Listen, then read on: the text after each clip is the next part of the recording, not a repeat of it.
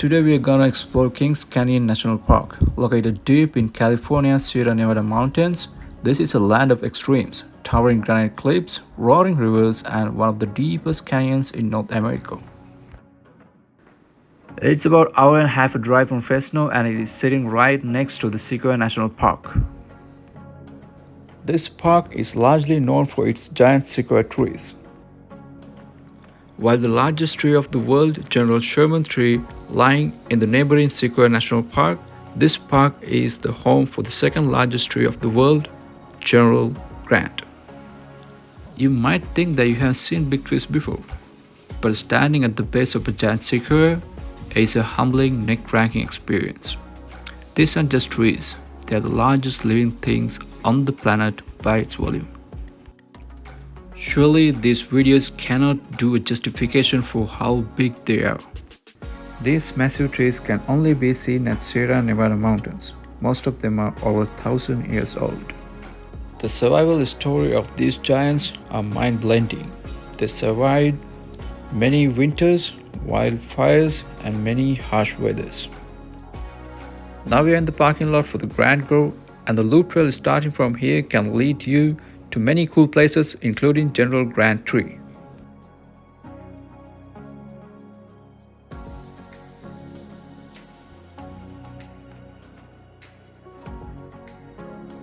Now you're seeing a giant sequoia tree once stand tall and then fell naturally about a few centuries ago. This is named as Fallen Monarch. As you can see its hollow trunk can provide a passage for few people to cross it through.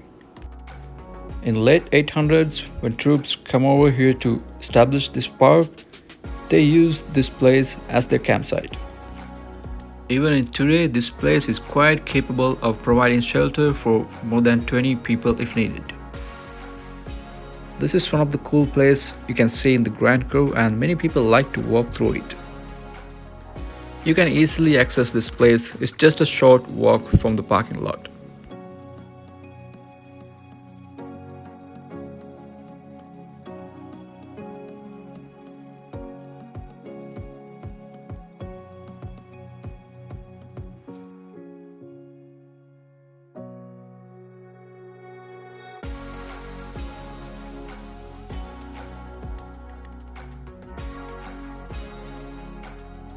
You can see a number of giant sequoia trees along the trail as well as fallen ones.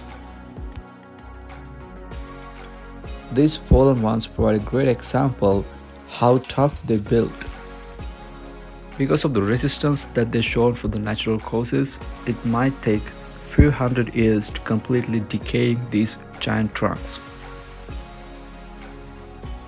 When you look around this alpine forest, you might notice that there are not many plant species can be found. That's because only a handful of plant species can be survived on these harsh weather conditions, especially the winter.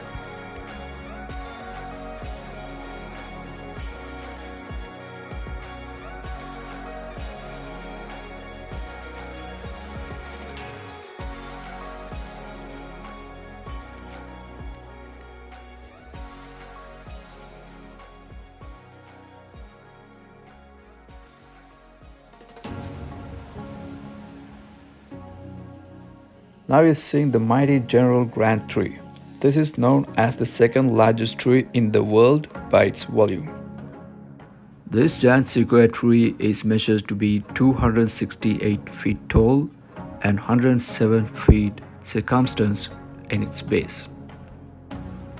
It is named after General Ulysses S. Grant, the 18th President of the United States, and President Calvin Coolidge proclaimed this tree as the nation's Christmas tree on April 28, 1926.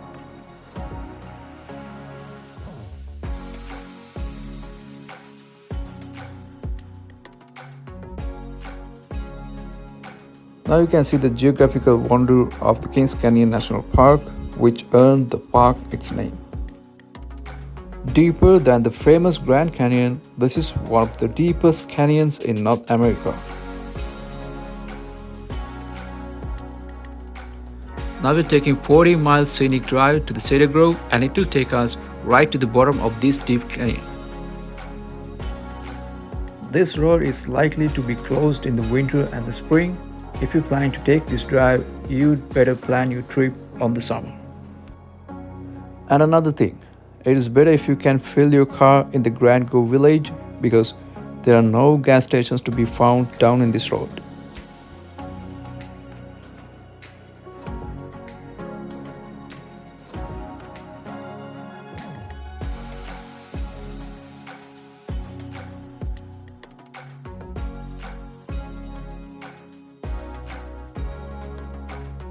This canyon was formed by million years of glacier activities and the river cut from the Kings River down below.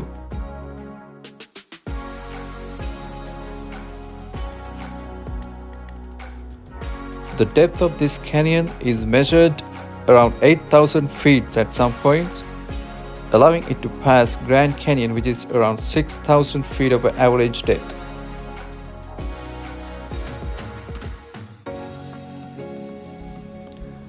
It's said that among these alpine ridges, there can be some places still haven't been touched by human feet.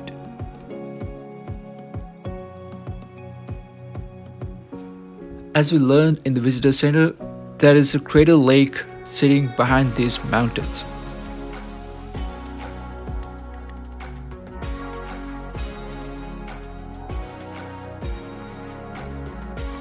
It cannot be reached by a car because it doesn't have any paved roads to reach into it. But if you are a well-trained and a talented hiker, and if you got enough gear with you, you can hike it.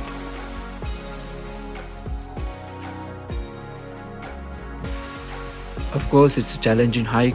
It might take you a couple of days to complete that hike. So we don't have that training or the equipment with us, so we can't do that hike today. We only can see that crater lake from pictures taken from internet. But if you are a capable hiker, you must do that because I think it's worth the challenge. That itself provides an idea to you that how vast this canyon could be.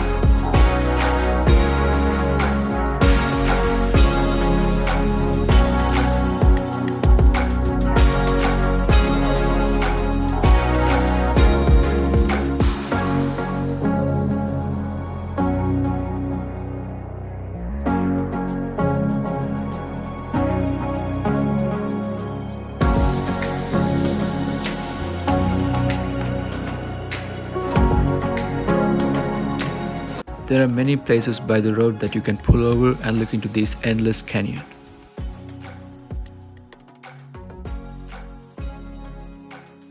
This is another cool place that we took a stop from our journey to the Meadows down below. This is a 80 feet tall waterfall. This can be easily accessed. It's just few feet from the main road.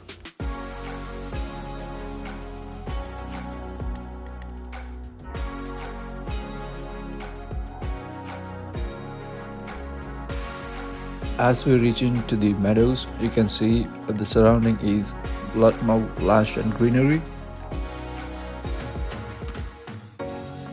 Thanks to the surrounding mountains and years of soil erosion, The land here is a lot more fertile than the one we saw up in the mountains.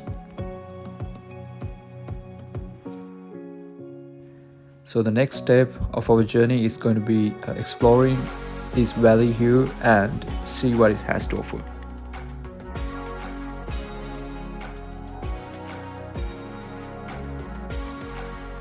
We can see some sequoia trees even in here, but they are not bigger as the ones we saw up in the mountains.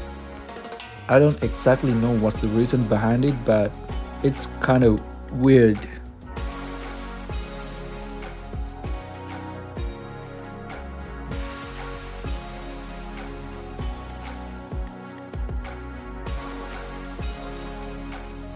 The trails to the meadow is covered with giant granite boulders.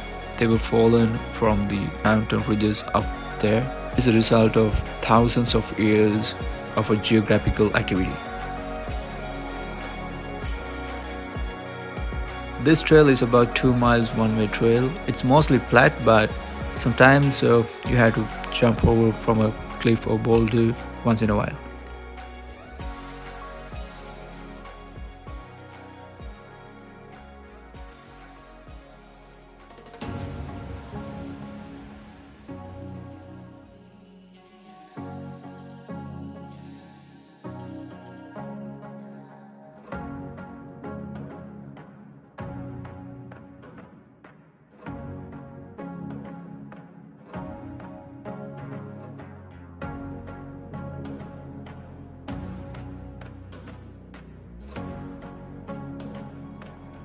When you reach the meadow, the scenery is mind-blending.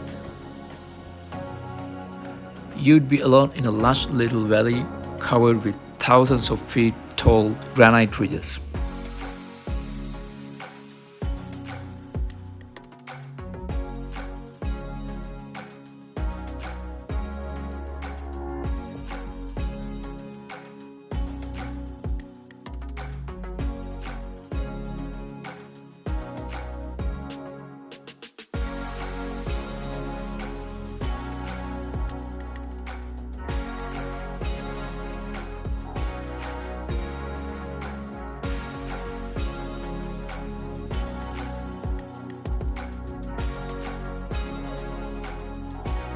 The Kings Canyon Scenic Drive to the Cedar Grove is not a loop drive, so we gotta take the same road we drove down back to the top of the hills. On our way back, we stopped in a wayside stop and looked into the canyon for one last time. It was overwhelming.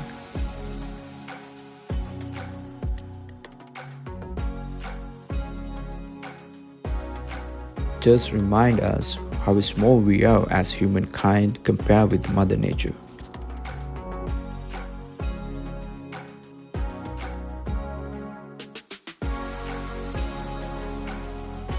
Our last stop for the day is the Big Stump Grove.